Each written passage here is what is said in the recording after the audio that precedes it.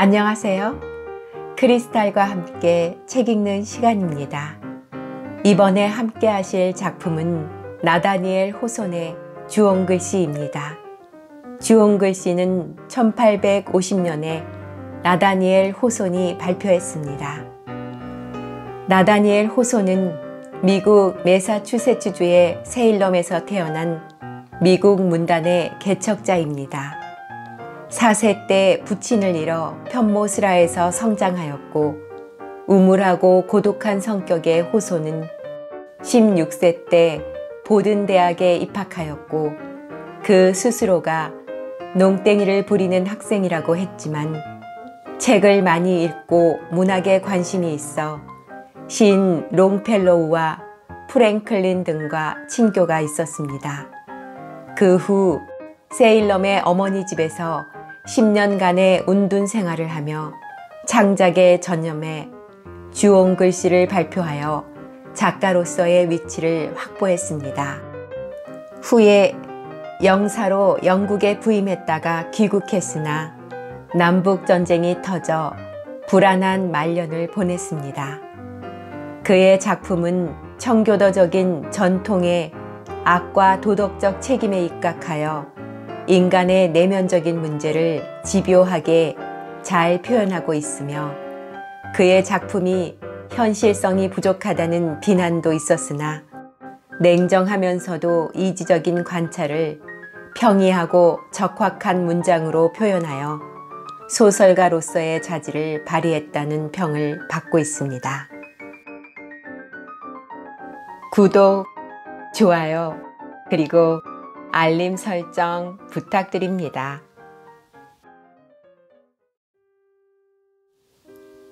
행렬.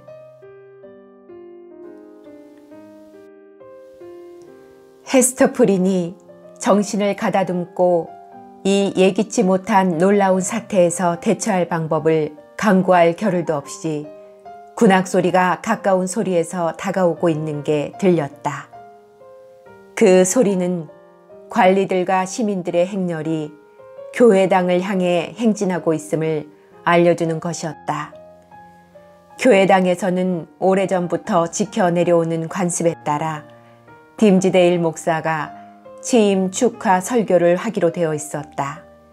이윽고 행렬의 선두가 느리게 전진해 오는 게 보였고 천천히 위험 있는 모습으로 거리 모퉁이를 돌아 광장을 가로질러 행진해 오고 있었다.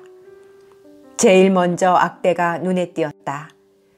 여러 가지 악기로 구성된 악대의 연주는 서로 잘 조화되지 않았을 뿐더러 그리 능숙하다고 할 수는 없었지만 북과 나팔의 화음이 군중들의 마음을 움직였다는 것과 그들 앞을 지나가는 인생의 한 장면에 보통 이상의 한결 더 높고 더 영웅적인 모습을 부여함으로써 본래의 목적을 달성한 셈이었다. 어린 펄은 처음엔 손뼉을 쳤으나 이내 그날 아침결에 자기를 흥분시켰던 불안한 마음의 설렘이 되살아나 손뼉 치는 것을 멈추었다. 잠자코 악대를 바라보는 펄은 하늘을 나는 해조처럼 길게 울리는 음악 소리와 높이 치닫는 장단을 타고 하늘 높이 몸이 끌려 올라가는 것 같은 감흥에 젖어 있었다. 그러나 아이는 악대의 뒤로 행렬의 영광스러운 호위 역할을 하는 군대의 무기와 햇빛에 반짝이는 훌륭한 갑옷등을 보자 다시금 본래의 기분으로 되돌아왔다. 군대는 악대를 따라 행진하며 행렬의 의장대 역할을 하였다. 아직도 옛날의 영예를 간직한 채 여러 세대를 계속해 내려오는 이 군대는 용병으로 구성된 것이 아니었다. 그들은 애국정신이 강하고 일종의 군사학교를 설립하고자 하는 사람들로 구성되어 있었다. 그곳에서 그들은 성당 기사단, 일종의 종교인 기사단과 관련하여 군사학과 같은 학문을 닦았고 평상시에는 가능한 한 무술과 전략을 배우는 것이 목적이었다. 이 군인들에게 쏠린 높은 존경의 표시는 이 대열에 들어있는 모든 사람들의 호연한 태도에 나타나 있었다. 사실 그들 중에는 북해 연안 지역이나 유럽의 여러 전쟁터로 종군하여 군인의 신분에 합당한 영예를 지닌 사람들도 있었다.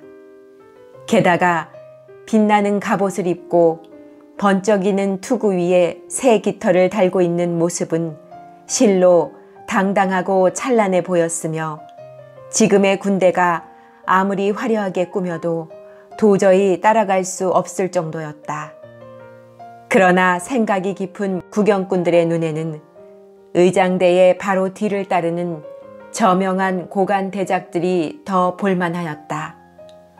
외모만 보아도 위풍이 당당해서 거기에 비하면 군인들의 발걸음은 오히려 졸렬해 보였다. 당시는 소위 재능이라는 것이 오늘날보다 그다지 중요시 되지는 않던 시대였고 오히려 위험 있는 성격을 갖추고 있는 요소들이 훨씬 더 중요시 되던 시대였다. 당시의 사람들은 선조들로부터 존경심을 유산으로 물려받았으나 후대에 이르러서는 존경심이 보잘것없는 것으로 변하고 공직자를 선출하고 평가하는 데 있어서도 별로 힘을 발휘하지 못하게 되었다. 이러한 변화는 이롭기도 하고 해롭기도 하겠으나 어떤 점에서는 좋은 동시에 나쁠 수도 있었다. 예전에 이 거친 해변가에 와서 정착한 영국인들은 왕도 귀족도 모든 계급도 다 두고 왔었다. 그러나 존경심과 존경해야겠다는 마음은 여전히 살아서 노인의 백발이나 위엄이 있는 이마, 오랜 시련에서 우러나오는 고결함, 실질적인 지혜와 소박한 경험, 언제나 변함없는 생각과 일반적으로 존경할 만하다는 생각을 불러일으키는 무게 있고 침착한 성질을 존경하였다. 그래서 다음과 같은 초창기의 정치가들, 브래드 스트리트, 앤디 코트, 더들리, 벨링검 등등은 대중에게 선출되어서 집권을 하였지만 총명하지 못한 경우가 많았고 지성적인 활동보다도 신중한 진실성이 뛰어났었다. 그들은 인내력이 있었고 독립심도 있었으며 일단 유사시에는 광포한 폭동의 파도를 막아내는 해안의 암벽처럼 국가의 안녕을 위해 결연히 일어섰던 것이다. 여기서 이야기한 성격의 특징들은 새 식민지 관리들의 네모난 얼굴과 잘 발달된 육체 안에 역력히 나타나 있었다. 자연스럽게 구비된 권위 있는 태도로 말하면 민주주의를 실천하는 선구자들이 상원이나 하원의 의원으로 뽑히는 것을 보더라도 모국 잉글랜드 사람들이 부끄럽게 생각할 필요는 없었을 것이다. 관리들의 뒤에는 젊고 고명한 청년 목사가 따랐다. 이 목사는 취임 축하 예배 때 설교를 하기로 되어 있었다. 당시에는 정치 분야에서보다는 그와 같은 직업에서 지성이 더욱 발휘될 수가 있었다. 성직자가 되려는 고상한 동기는 그만두고라도 목사란 거의 숭배에 가까운 사회의 존경을 받았으므로 이 직업은 가장 큰 대망을 품은 야심 있는 사람들까지도 충분히 매력을 느낄 만한 것이었다. 인크리스 메이더, 미국 청교도의 목사이자 정치가의 경우를 보더라도 성공한 목사라면 정치적인 세력까지도 소나기에 쥐고 흔들 수가 있었던 것이다. 그때 목사를 목격한 사람들의 말에 의하면 딤지데일 목사가 이 뉴 잉글랜드의 해변가에 처음 발을 들여놓은 이래로 이 행렬에서처럼 씩씩한 걸음걸이와 태도는 일찍이 본 일이 없었다는 것이다. 그의 걸음걸이는 여느 때처럼 나약해 보이지 않았다. 몸이 꾸부정하지도 않았으며 손은 여느 때처럼 가슴 위에 얹혀 있지도 않았다. 어쩌면 그의 그런 육체적인 힘은 천사의 도움으로 얻어진 영적인 힘이었을지도 모른다. 그것은 도가니처럼 뜨겁고 열이 오래 지속되는 생각과 염원 속에서만 증류하듯이 생겨나는 강심제와도 같은 흥분이었는지도 모른다. 또는 그의 예민한 성격이 하늘을 향해 울려 퍼지며 그를 소리의 파도 위에 싣고 위로 올라가는 듯한 요란한 음악 소리로 말미암아 기운이 난 것인지도 모른다. 그러나 그의 표정은 넉나간 사람처럼 너무나 멍청했으므로 과연 딤지데일 목사가 행렬의 음악을 듣고 있는지 의심스러울 정도였다. 그의 빈 껍데기는 알 수 없는 기운으로 인해 앞으로 전진하는 것이었으나 마음은 그 자신의 영역 깊은 곳에 자리를 잡고 분주히 초인적인 활기를 띠며 움직이는 곧 가슴 속에서 출발해 나올 당당한 사상의 행렬을 지휘하고 있었다. 그래서 그는 자기 주변의 일은 아무것도 보이지도 들리지도 않아 전혀 무관한 상태였다. 그러나 그의 정신적 힘이 연약한 몸을 이끌고 전진함으로써 몸의 무거운 짐을 깨닫지 못한 채 걷게 하여 오히려 정신적인 것으로 바꾸어 놓고 있었다. 주로 지적인 사람들의 세계는 병적인 상태에 빠지면 이따금 엄청난 노력을 할 만한 힘이 생겨서 며칠분의 생명을 모두 거기에 기울인 나머지 그 후에 며칠은 죽은 사람처럼 기운 없이 지내곤 한다. 목사를 줄곧 지켜보고 있던 헤스터 프리는 뭔가 적막한 느낌에 사로잡혔으나 그것이 무슨 이유인지 또 어디서 오는 것인지는 알 수 없었다. 다만 그 사람이 자신의 세계와는 아주 멀리 떨어져 있는 듯 생각되고 도저히 자기 손길이 닿을 수 없는 곳에 있는 것만 같았다. 한 번쯤은 서로의 시선이 만나리라고 그녀는 생각하고 있었다. 그녀는 호젓한 작은 골짜기가 있는 어두운 숲속을 생각하였다. 그러고는 사랑과 괴로움, 그리고 그들이 손잡고 앉아서 자신들의 슬픈 사랑 이야기를 시냇물에 우울한 속삭임을 불어넣던 이끼 낀 나무줄기도 생각하였다. 그때 두 사람은 얼마나 깊이 서로 이해하고 있었던가. 그런데 이 사람이 바로 그 사람이란 말인가. 그녀는 지금으로선 목사가 전혀 알지 못하는 사람인 것처럼 느껴졌다. 그는 화려한 음악에 휩싸여 위풍 있고 존엄한 신부들의 행렬에 섞인 채 자랑스러운 듯 지나가고 있었던 것이다.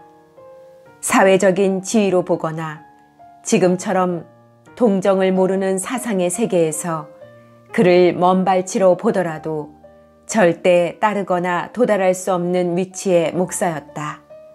모든 것이 헛된 망상이었고 그녀가 꿈에서 본 것처럼 목사와 자기와의 사이에는 진정한 유대가 있을 수 없는 것처럼 생각되었다.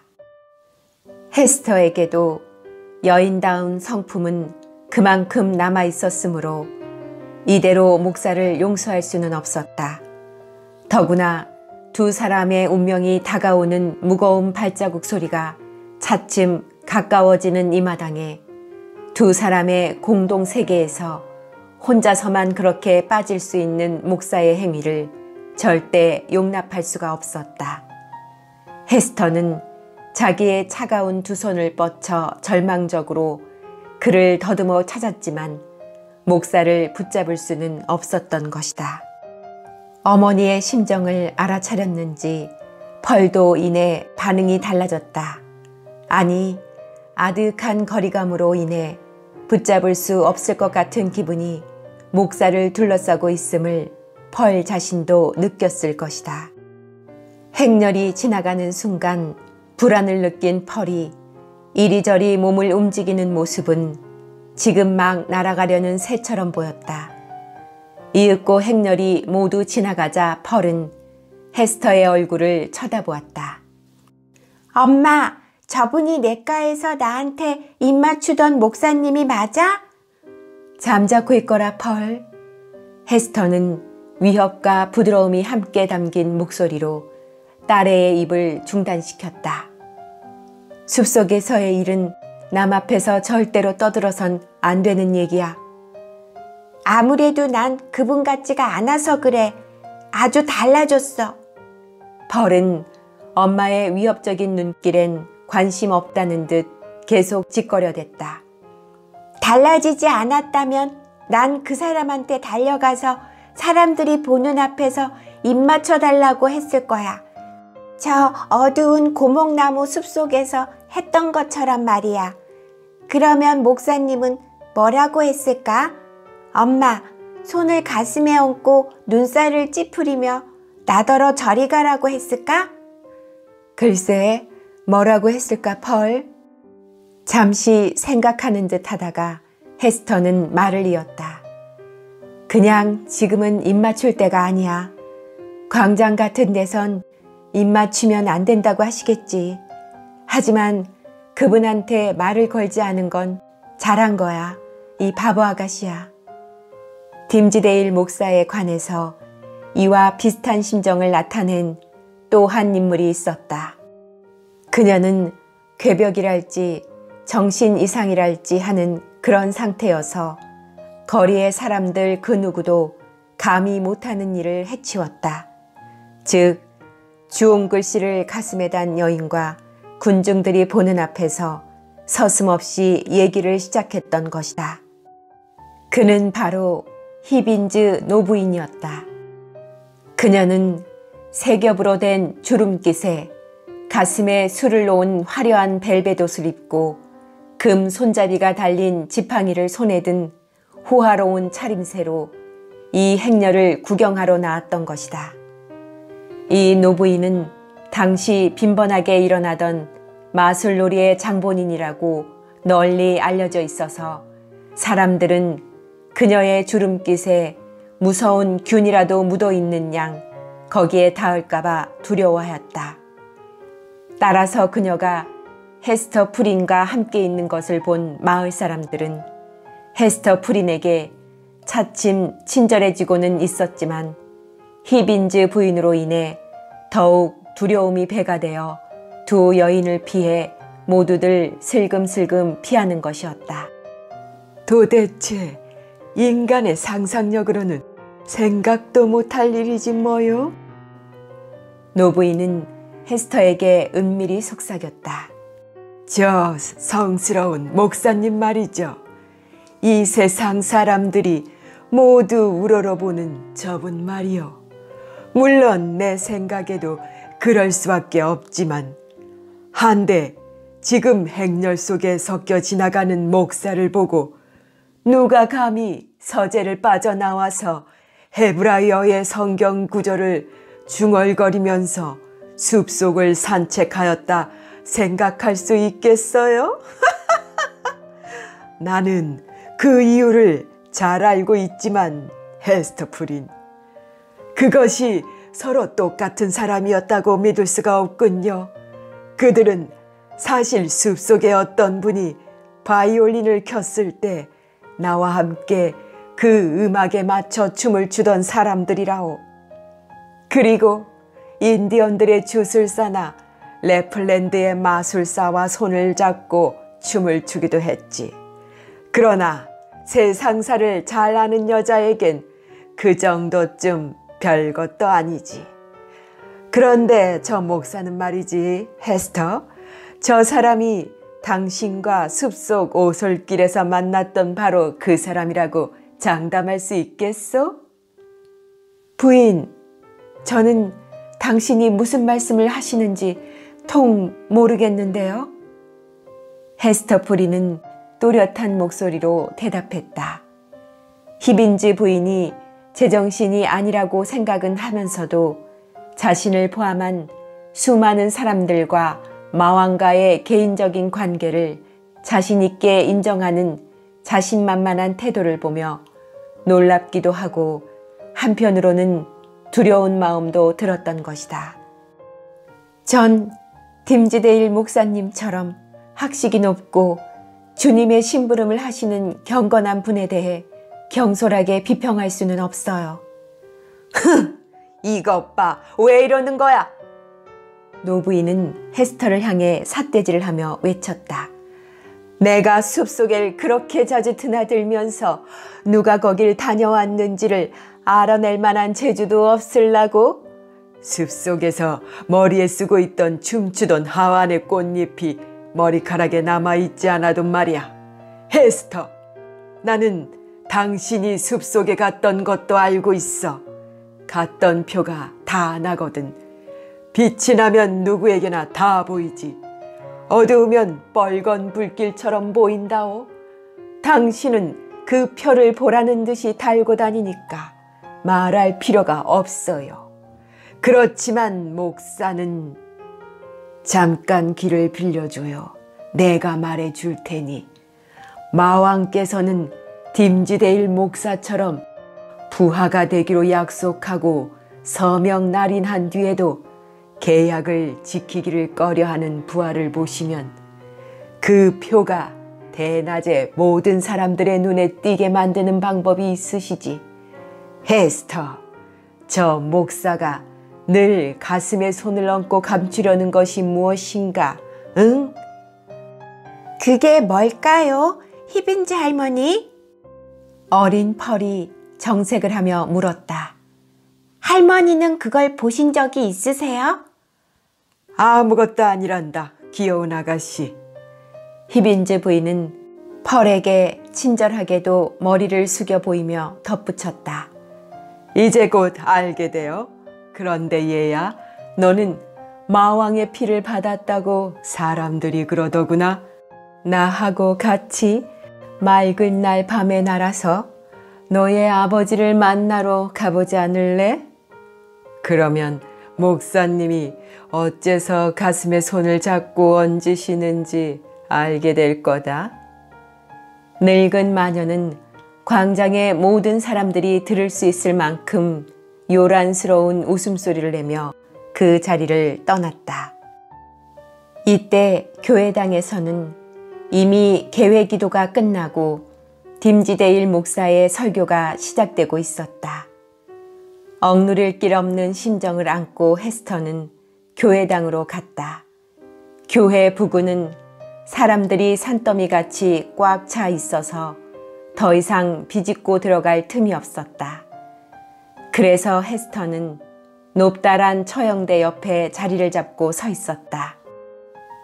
그곳은 목사의 설교가 들려올 만큼 가까운 거리였지만 다양하게 변하는 목사의 특이한 목소리 때문에 명확하지 않게 중얼중얼 들려올 뿐이었다. 목사의 음성은 그 자체가 하나의 축복이었다. 청중들이 설교의 뜻을 이해하지 못하더라도 그 음성의 억양과 울림만 갖고도 감동하여 몸이 떨릴 지경이었다. 다른 모든 음악이나 매 한 가지로 그의 음성은 교육 여하를 막론한 모든 인간의 심금을 울리는 공통적인 언어로 열정과 애처로움과 고상한 감정과 부드러운 감정을 내뿜었다. 그 소리는 교회당의 벽을 뚫고 나오느라 분명치가 않았다. 그래서 그녀가 주의를 기울여 듣고 공감하였기 때문에 그의 설교는 그녀에게 의미심장한 것이었다. 오히려 그의 설교가 분명히 들렸더라면 불순한 매체가 되어서 정신적인 의미를 가로막았을지도 모른다. 그녀에게 들리는 것은 바람이 차츰 잦아들 때와 같은 나지막한 목소리였다. 이윽고 그 소리는 감미로움과 박력을 더해가며 위로 올라가더니 마침내는 그 풍부한 음량이 두렵고 엄숙하고 웅장한 분위기로 그녀를 감싸주었다. 그 목소리는 때론 위엄있게 울렸으나 봄바탕이 나약함은 영원히 감출 수 없었다. 고통을 표현하는 크고 낮은 목소리와 번민하는 인간성의 표현이라고 할 수 있는 속삭이는 소리와 비명 같은 소리는 무사람의 심금을 울렸다. 때로는 깊고 애절한 소리만 들리고 적막한 고요 속에서 한숨 짓는 소리는 안 들렸다. 그러나 목사의 음성이 높아지고 당당해질 때에도 그 음성이 억제할 수 없을 정도로 위로 치솟아 교회당을 울리고 그 벽을 뚫고 밖으로 나가 대기 속에 퍼지려는 듯이 힘차고 폭넓어질 때에도 주위에서 유심히 들어보면 그 역시 똑같은 번뇌의 외침임을 의식할 수 있었다. 과연 그것은 무엇이었을까? 인류의 위대한 마음을 향해서 한낱 비밀을 호소하는 한 인간의 불평, 그것이 슬픔이든 죄이든 순간순간마다 억양을 달리하여 동정과 용서를 구하는 부르짖음은 결코 헛되지 않았다. 목사에게 가장 적합한 힘을 부여한 것은 이 깊고도 끈기 있는 저음이었다. 설교 내내 헤스터는 동상처럼 처형대 밑에 서 있었다. 목사의 목소리가 그녀를 그곳에 못 박은 것이 아니라 할지라도 그녀의 지옥스런 나날의 첫 시작을 기록하게 되었던 그 장소에 피할 길 없는 마력 같은 게 있었는지도 모른다. 그녀의 마음속에 무엇인가 느껴지는 게 있었다. 그 느낌이 생각이라고 할 수는 없었지만 계속해서 무겁게 그녀의 마음을 짓누르고 있었다. 그것은 지금까지도 그랬다. 앞으로 그녀의 생활에 일관성을 부여하는 것처럼 이 장소와 관련을 맺고 있는 게 아닌가 하는 생각이 들었다. 한편 그동안 펄은 어머니의 곁을 떠나 광장을 누비며 제멋대로 뛰놀고 있었다. 그 애는 그 묘하게 눈부신 빛깔로 음침한 군중들을 명랑하게 만들었다. 마치 아름다운 깃털을 가진 새가 우거진 나뭇잎에 어둠침침한 그늘 속에서 들락날락 요리조리 날아다니며 컴컴한 나무를 밝혀주고 있는 것 같았다. 물결이 넘실대듯 때로는 날카롭게 아무렇게나 움직이는 모습은 펄의 정신이 약동하고 있음을 말해주는 것이었다. 펄의 마음은 어머니의 불안한 마음 위에서 움직이고 함께 진동하기 때문에 발돋움을 하고 뛰어놀아도 여느 때보다 지칠 줄을 몰랐다. 펄은 호기심을 자극하는 것이 보이는 족족 언제나 그리로 달려가서 사람이든 물건이든 탐나는 것을 자기의 것인 양 움켜잡았다. 그 애는 도무지 자기의 동작을 억제하는 일이라곤 전혀 없었다. 청교도들은 그런 펄을 보고 미소를 지었다가도 그 조그만 몸에서 환하게 빛나는 형용할 수 없이 매력적인 아름다움과 기운에 찬 몸놀림으로 반짝거리는 모습을 보면서 펄을 악마가 점지해준 아이라고 말하는 것이었다. 펄이 달려가서 인디언의 야만스런 얼굴을 쳐다보노라면 그 인디언은 자기보다 훨씬 더 야만스런 인간이 눈앞에 있음을 깨달았다. 또한 선천적인 대담성을 타고났으면서도 한편으로는 조심스러운 펄은 뱃사람들이 모여있는 무리 속으로 뛰어들었다. 인디언들이 육지의 야만인이라면 시커먼 얼굴의 뱃사람들은 바다의 야만인들이었다. 그들은 펄을 경탄스럽게 바라보았다. 마치 바다의 물거품이 밤바다의 뱃머리 밑에서 반짝이는 도깨비 불의 넋을 받아 소녀의 형상으로 나타난 것을 보고 있는 듯 했다. 이 뱃사람 중에 한 사람으로서 아까 헤스터 프린과 이야기를 나눈 바 있던 선장이 펄의 모습에 적잖이 매혹되어 살짝 입맞춰줄 생각으로 펄을 붙잡으려 하였다. 그러나 그 애를 잡는 것이 하늘을 나는 불새를 잡는 것만큼이나 어렵다는 것을 깨닫고 자기 모자에 감춰져 있던 금줄을 풀어 펄에게 던졌다.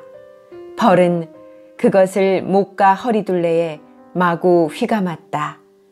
그 솜씨가 너무나 능란해서 금줄이 마치 그 애의 몸의 일부가 되어버린 듯 느껴졌으며 그것을 두르지 않은 그 애의 모습을 상상하기조차 힘들게 했다. 저쪽에 주홍 글씨를 달고 있는 사람이 내 엄마지? 하고 선장이 말했다. 엄마한테 가서 내 말을 좀 전해주겠니? 제 맘에 드는 말이라면 전해드리죠. 하고 펄은 대답하였다. 그럼 이렇게 말해다오. 선장은 펄에게서 시선을 떼지 않은 채 말했다. 내가 얼굴이 검고 어깨가 구부정한 그 의사랑 다시 얘기했는데 그 의사가 엄마가 잘 알고 있는 신사를 데리고 배를 타겠다고 하더구나. 그러니까 엄마는 너와 엄마 걱정만 하면 된다고 말이야. 알겠니? 요 꼬마 마녀야. 그러자 짓궂은 미소를 지으며 펄이 외쳤다. 히빈즈 할머니가 그러는데 우리 아버지는 공기의 왕자래요. 펄은 짓궂게 웃으며 큰 소리로 말하였다. 나를 그런 나쁜 이름으로 부르면 우리 아버지한테 일러 바치겠어. 그러면 아저씨의 배 같은 건 폭풍으로 휩쓸어 버리고 말 거야. 펄은 광장을 이리저리 헤치며 가로질러 어머니에게로 돌아와 선장의 말을 전했다. 피할 길 없는 운명에 암담하고 냉혹한 얼굴을 정면으로 보자 헤스터의 강하고 침착하고 꿋꿋하던 인내력도 거의 다 꺾였다. 그녀는 목사와 함께 비참하기만 한 미로에서 벗어나 마침내 탈출의 순간이 다가왔다고 생각하였건만 운명은 잔인한 미소를 띠며 그들의 앞길을 가로막고 서 있었던 것이다. 선장의 정갈로 말미암아 헤스터가 무서운 난관 속에서 상심하고 있을 때 또 하나의 시련이 겹쳐왔다. 여러 지방에서 모여든 사람들은 주홍 글씨에 대한 소문으로 그 글씨가 굉장히 무서운 것이라고 생각하면서도 직접 실물을 확인하지는 못했던 터였다. 이들은 또 축제에도 실증이 나자 뻔뻔스럽게도 헤스터 프린의 주위로 몰려들기 시작했다. 이들은 무례하긴 했으나 그녀 주위에 수미터 안으로는 다가서질 못했다. 그것은 주홍 글씨가 그들의 마음속에 일으킨 혐오라는 원심력 때문에 그 이상 접근하지를 못하는 것이었다.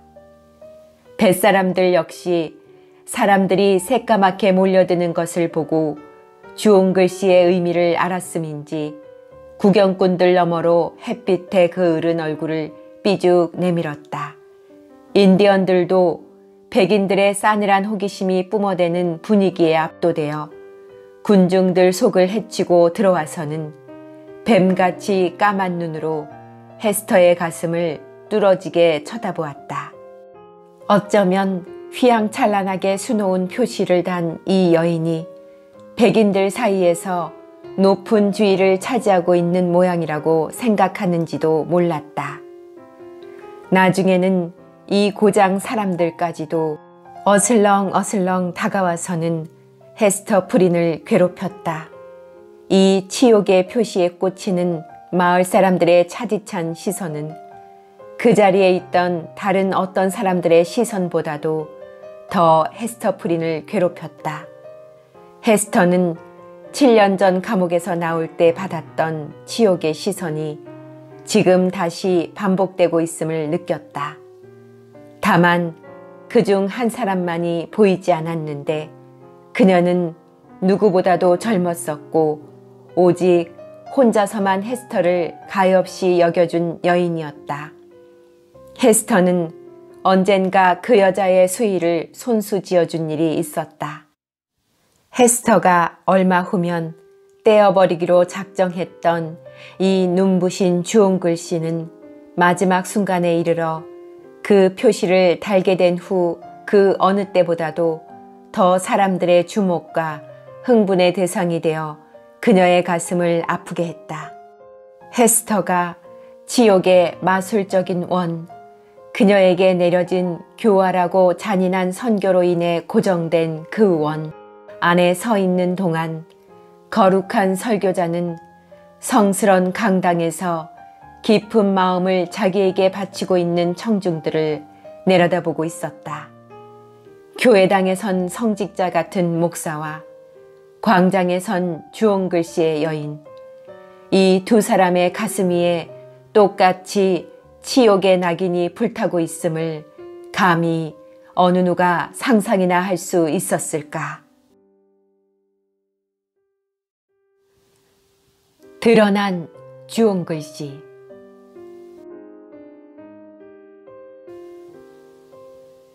듣는 사람들의 영혼을 부풀어 오르는 바다의 파도에 띄운 듯이 둥둥 떠오르게 한 그 유창한 목소리가 잠시 중단되었다. 그 순간만큼은 하늘의 신탁이 있은 뒤처럼 고요하고 엄숙해졌다. 그러더니 나지막한 속삭임이 들리고 인의 주의가 술렁거렸다. 마치 강한 주술에라도 걸린 듯 다른 사람의 정신 속으로 이끌려 들어갔던 청중들이 이제 막 주술에서 깨어나 두려움과 놀라움에 차서 제정신으로 돌아오는 중인 듯 보였다. 이윽고 그들은 교회당 밖으로 밀려나오기 시작했다. 설교도 끝난 뒤라 사람들은 목사가 불같은 말로 변화시키고 자기의 사상으로 색칠하였던 분위기에서 벗어나 험한 세상살이로 되돌아온 자신들의 생을 맞이하기 위해 심호흡을 하지 않으면 안 되었다. 밖으로 나오자 황홀했던 기분들은 말이 되어 쏟아져 나오기 시작했다. 온 거리와 광장은 목사에 대한 칭송으로 인해 왁자지껄했다. 사람들은 들은 것 이상으로 서로 알고 있는 것에 대해 얘기하지 않고는 직성이 풀리지 않았다. 그들의 말을 종합해 본다면 이날 설교를 한 딤즈데일 목사만큼 현명하고 고상하고 성스러운 정신으로 설교한 사람은 여태껏 못 보았다는 것이며 인간의 입을 빌려 나타난 하나님의 계시치고 이 목사의 입을 통한 것처럼 명백하게 나타난 적은 일찍이 없었다는 것이다. 성령이 정말 목사에게로 내려와서 그를 사로잡고 그의 앞에 놓여 있는 설교문으로부터 그를 떼어놓고 청중도 자신도 황홀하게 만든 놀라운 생각을 그에게 불어넣어 주는 것이 그들의 눈에 뚜렷이 보였다는 것이다.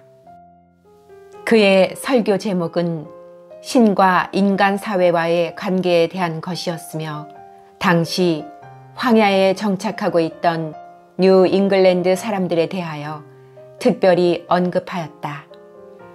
그의 설교가 끝날 무렵에는 예언자의 정신이 그에게 강림하여 고대 이스라엘의 예언자들처럼 어떤 강한 힘에 의해 그 예언의 목적에 복종하고 있는 것 같아 보였다.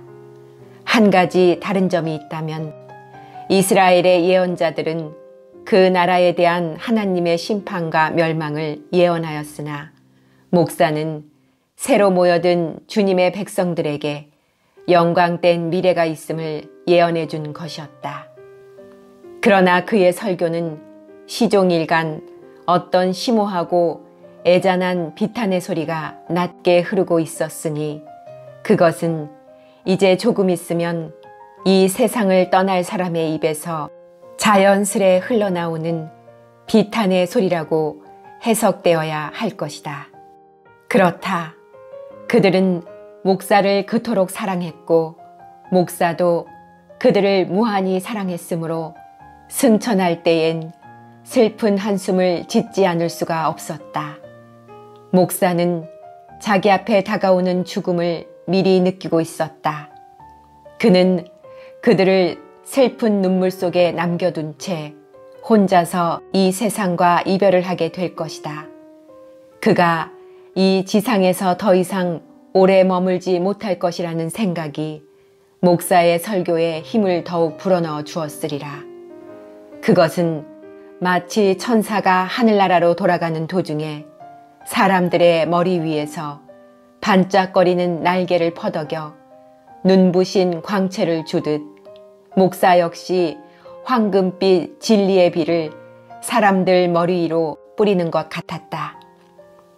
이리하여 딤지데일 목사에게는 전에도 없었고 후에도 없을 찬란하고도 승리에 가득 찬 인생의 획기적인 시기가 마침내 다가왔다.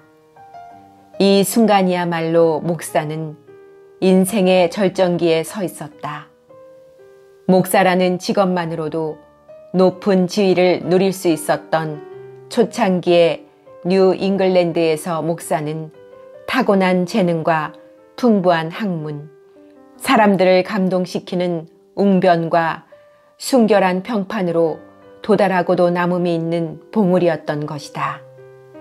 취임 축하 예배에서 설교를 마친 목사가 강단 위 등받이에 기대어 머리를 숙였을 때의 순간이야말로 목사가 이와 같은 지위에 서던 순간이었다. 하지만 그 순간에도 헤스터프리는 타오르는 좋은 글씨를 가슴에 붙인 채 처형대 옆에 서 있어야 했다. 다시금 요란하게 음악이 연주되고 교회당 앞을 지나가는 의장대의 발자국 소리가 질서정연하게 울려 나왔다. 행렬은 이제부터 공회당으로 향하여 그곳에서 장엄한 만찬회를 끝으로 이날의 행사를 마칠 것이었다. 그리하여 점잖은 백발의 원로들이 모여선 군중들 사이를 통과하는 것을 한 번 더 보게 되었다. 총독을 비롯한 관리들과 어진 늙은이들과 성스러운 목사들, 저명 인사들이 군중들 사이로 나아갈 때 그들은 공손한 마음으로 좌우로 물러섰다.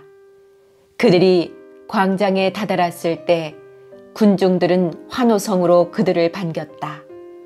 그 환호성은 이 시대의 사람들이 통치자들에게 바치는 천진스런 충성심으로 인해 힘차게 울리기도 했지만 한편으로는 아직도 귀에 쟁쟁한 목사의 설교가 청중들의 마음에 불을 당겨 억제할 수 없는 그들의 열정이 저절로 터져나온 것이기도 했다.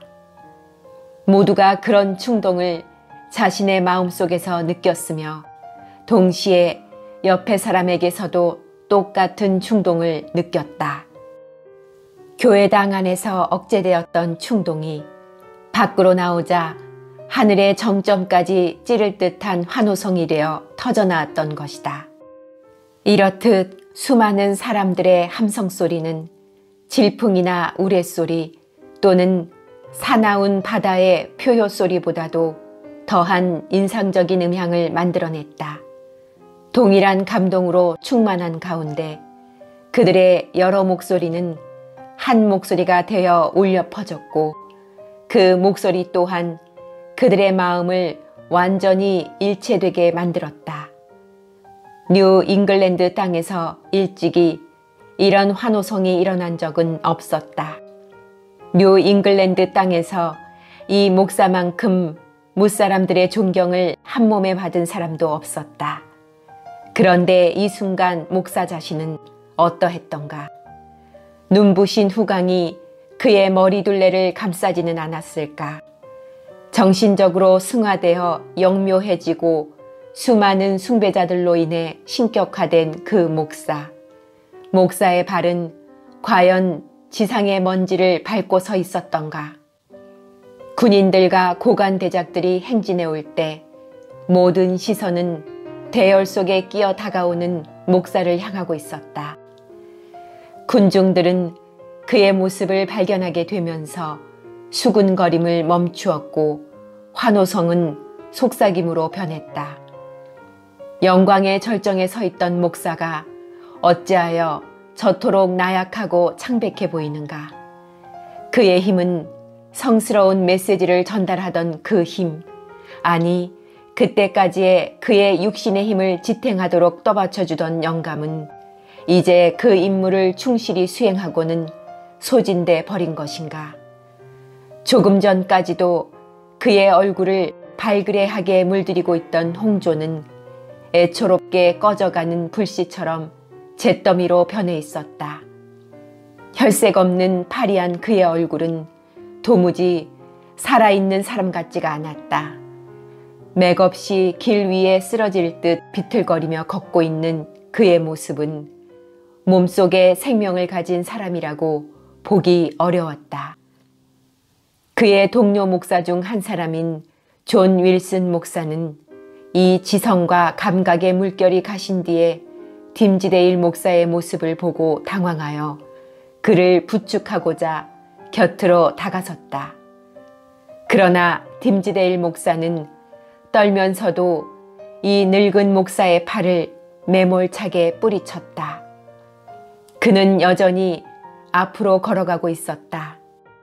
그런 그의 동작은 걷고 있다고 표현할 수는 있을지 모르지만 마치 어린아이가 걸음마를 배우면서 팔을 벌리고 기다리는 엄마를 향해 비틀비틀 걸어가는 모습과 똑같았다. 그리하여 나중엔 어떻게 걷는지도 모르게 나아가서 마침내 꿈에도 잊지 못할 처형대 앞에 가섰다.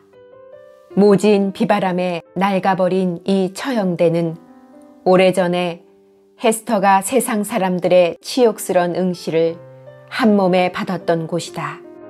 지금 그 앞에 헤스터가 펄의 손을 잡고 서 있었다. 그녀의 가슴에 달린 주홍 글씨는 여전히 빛나고 있었다. 이윽고 목사는 걸음을 멈추었다. 악대는 계속해서 웅장하고 경쾌한 음악을 연주하고 있었으며 군중들은 행렬을 지어 발맞추어 전진하고 있었다.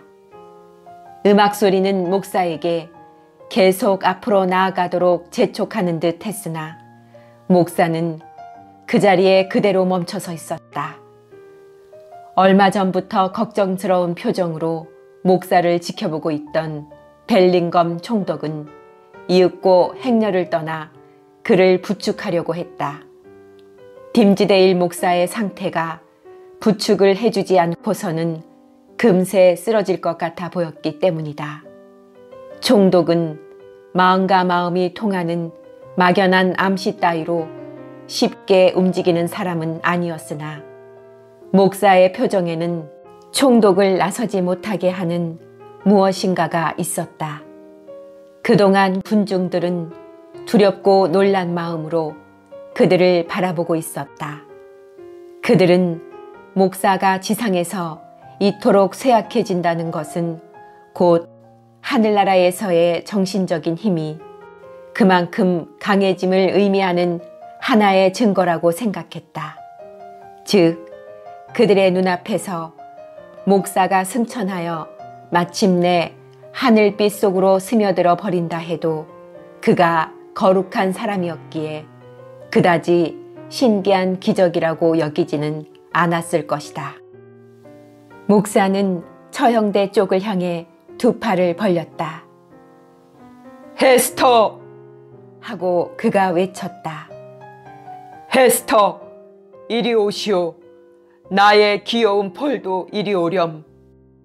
두 모녀를 바라보는 목사의 표정은 처참하면서도 어딘지 모르게 부드러웠고 이상할 정도로 승리의 빛이 감돌고 있었다. 펄은 타고난 성격대로 새처럼 민첩하게 목사에게로 달려가 그의 무릎을 쓸어안았다.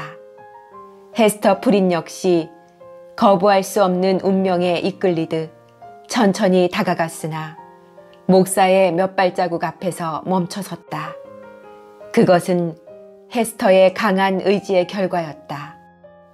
바로 이때 노의사 로저 칠링워드가 목사의 다음 행동을 간파하고는 그를 제지하고자 군중 속에서 뛰쳐나왔다. 그의 얼굴은 마치 지옥에서 튀어나온 듯 아주 검고 흉측한 모습이었다. 노인은 뛰어나오자마자 목사의 팔을 낚아챘다. 그만둬요. 당신 미치지 않았소? 대체 어쩌려고 이러는 거요? 노인은 나직한 목소리로 말했다. 저 여자를 쫓아버리시오. 그 애도 떨쳐버리고 그러면 모든 일은 다 잘 될 거요. 명예를 더럽히지 말아요. 불명예스럽게 죽지는 말아야지. 나는 당신을 구해줄 수 있소. 그런데도 거룩한 성직을 더럽히겠다는 거요. 오, 악마 같은 사람. 그러나 이미 때는 늦었어. 목사는 공포에 질린 듯 그러나 단호히 노인을 쏘아보며 외쳤다. 당신의 힘도 이제는 전과는 달라. 마침내 하나님께서 내게 당신의 소나기로부터 벗어나도록 해주셨소. 목사는 다시금 주홍 글씨의 여인에게 부르짖었다. 헤스터 프린! 그는 가슴 깊이 찌르는 듯한 간절한 목소리로 외쳤다. 무거운 죄와 번민으로 인해 7년 동안이나 하지 못하고 있었던 일을 이제야 할 수 있도록 은혜를 베풀어 주신 두렵고도 자비로우신 하나님의 이름으로 일어나니, 자, 이리 와서 당신의 두 팔로 나를 힘껏 껴안아 주시오. 헤스터, 당신의 힘을 주시오. 그 힘을 하나님께서 내게 허락하신 의지대로 따르게 해주오. 이 비열하고 사악한 노인이 있는 힘을 다해 그것을 반대하고 있소. 자신의 힘에다 악마의 힘까지 합쳐서 말이오. 자, 헤스터, 이리 와요. 나를 부축해서 저 처형대 위로 오르게 도와주시오. 군중들은 웅성거렸다. 목사에 가까이 서 있던 고관 대작들은 눈앞에 벌어진 사건에 깜짝 놀라 무슨 영문인지 몰라 하며 이미 밝혀진 목사의 설명이 사실이건만 어떻게도 받아들일 수가 없어서 하나님이 행하시려는 심판을 그저 말없이 지켜볼 뿐이었다. 사람들은 헤스터가 두 팔로 목사를 부축해서 목사로 하여금 그녀의 어깨에 의지하도록 한 채 처형대 계단을 올라서는 것을 바라보았다.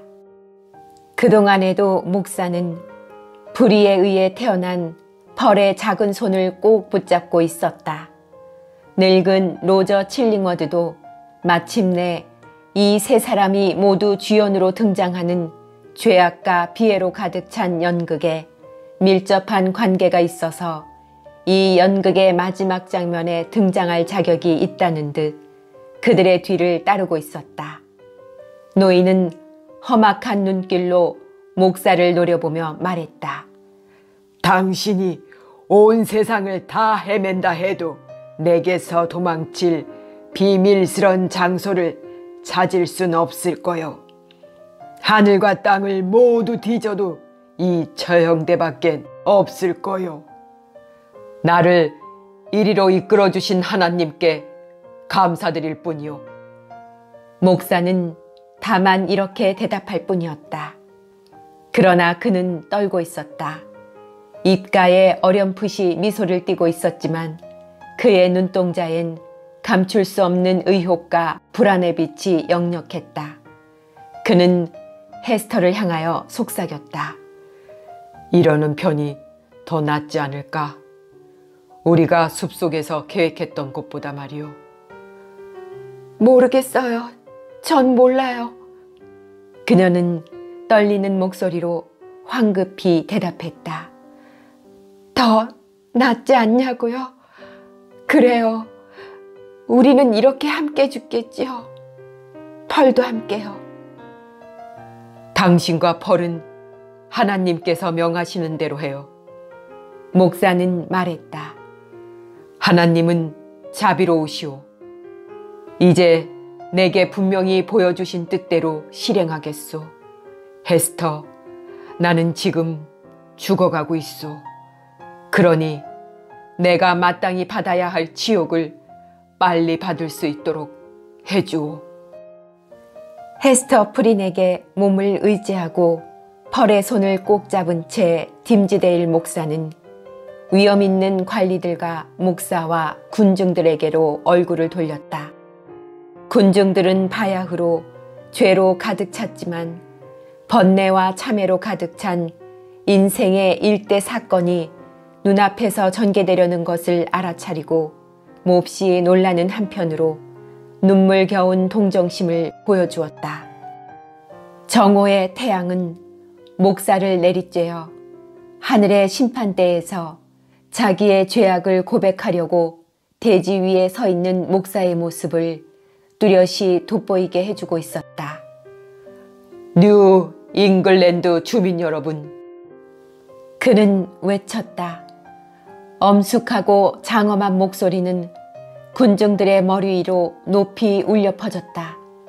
그 목소리는 계속 떨리고 있었으나 이따금 깊은 참회와 두려움 속에서 몸부림치며 나오는 절규처럼 들렸다. 저를 아껴주시었고 저를 성스럽다고 생각해 주시던 여러분, 여기 서 있는 저를 똑똑히 보십시오. 저는 세상에 둘도 없는 죄인입니다. 저는 마침내 7년 전에 섰어야 할 이 자리에 섰습니다. 이 여인의 강한 팔은 저를 쓰러지지 않도록 부축해주고 있습니다. 여러분, 보십시오. 헤스터가 달고 있는 이 주홍 글씨를. 여러분은 누구나 이것을 보고 몸서리 쳤습니다.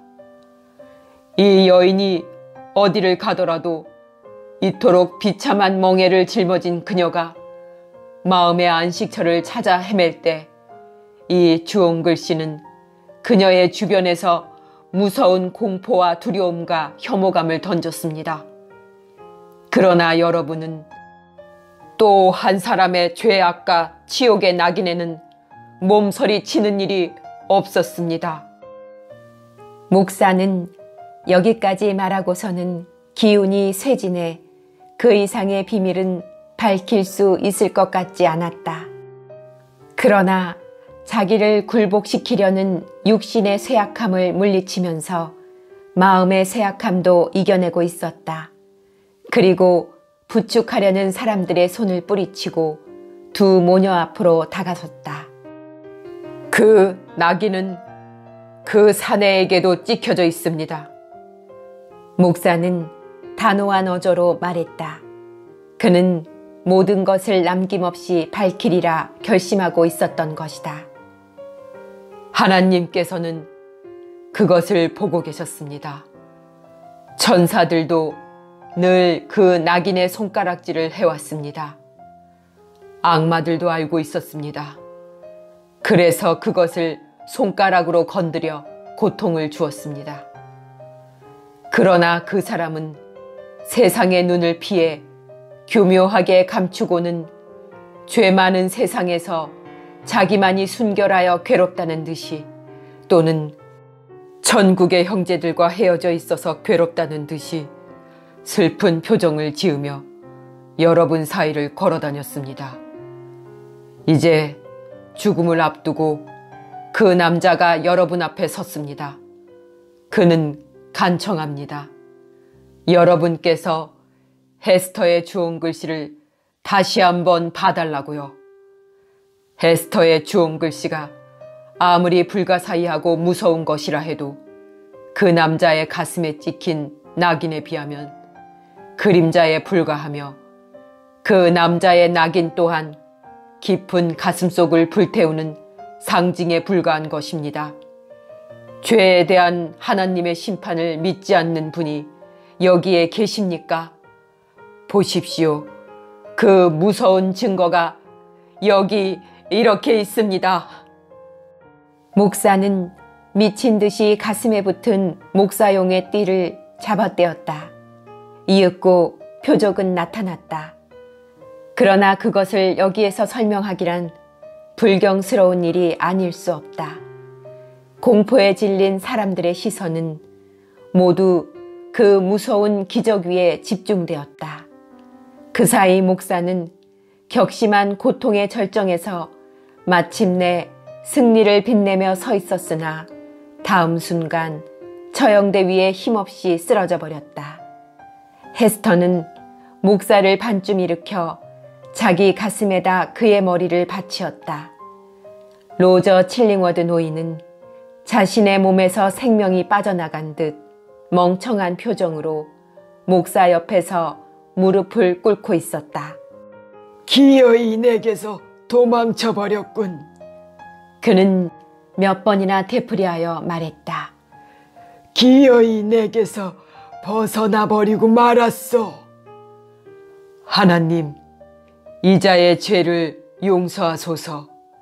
하고 목사는 말했다. 당신도 많은 죄를 지었소. 목사는 죽음이 깃든 시선을 노인에게서 돌려 헤스터와 펄을 바라보았다. 오, 펄, 내 귀여운 아이. 하고 그는 힘없이 말했다.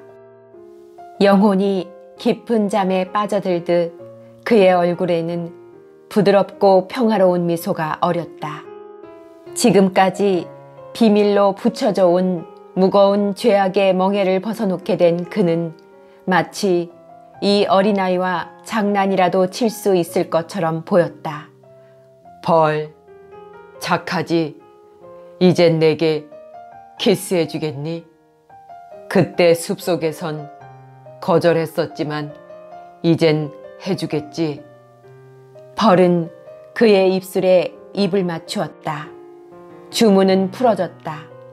이 야성적인 어린아이가 맡아야 했던 슬픈 연극의 위대한 장면은 어린 펄의 인간적인 동정심을 불러일으켰다. 뒤미쳐 아버지의 뺨 위에 떨어진 펄의 눈물은 이 아이가 인간의 기쁨과 슬픔 가운데서 자라나 앞으로 다시는 세상 사람과 다투지 않으며 어엿한 여인으로 자라겠다는 하나의 맹세였다. 그리고 어머니에게 고통을 주는 역으로서의 펄의 임무도 마침내 끝난 것이다. 헤스터, 목사의 눈에 뿌연 안개가 어리기 시작했다. 잘 있어요. 목사가 말했다. 이제 다시는 만날 수 없는 건가요?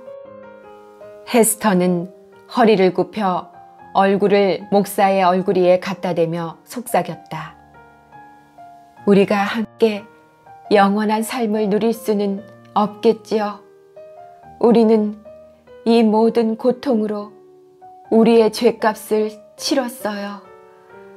당신은 그 빛나는 임종의 눈으로 멀리 영혼의 세계를 보고 계시는군요.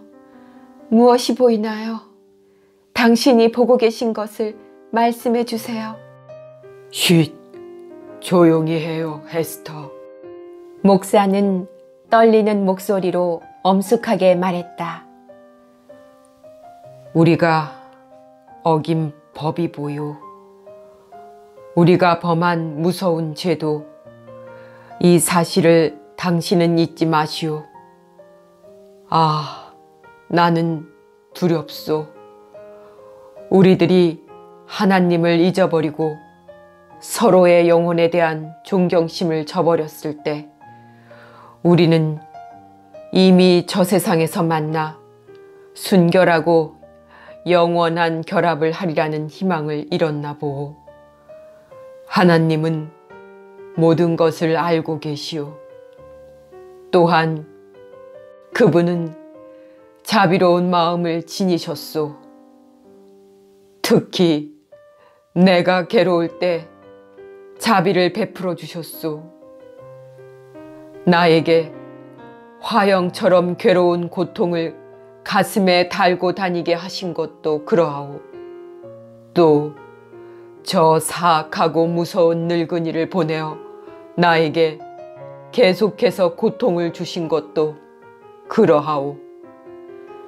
그리고 마침내는 나를 이리로 데려와서 승리한 사람으로서의 죽음을 맞을 수 있게 해주셨소.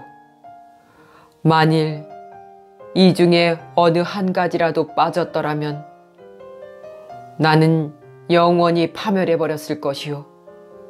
하나님의 이름을 찬양하고 하나님의 뜻이 이루어질지어다. 그럼 잘 있으시오. 이 마지막 한마디를 끝으로 목사의 숨은 끊어졌다. 그때까지 침묵으로 일관하던 군중들은 놀라움과 두려움에서 우러나오는 이상하리만치 깊고 나직한 신음을 터뜨렸다. 그들은 이렇듯 두렵고 놀라운 감정을 표현하기에 적당한 말을 찾지 못했다. 오직 이 세상을 떠난 그의 영혼을 따라 무겁게 휘감아 도는 웅성거림 밖에는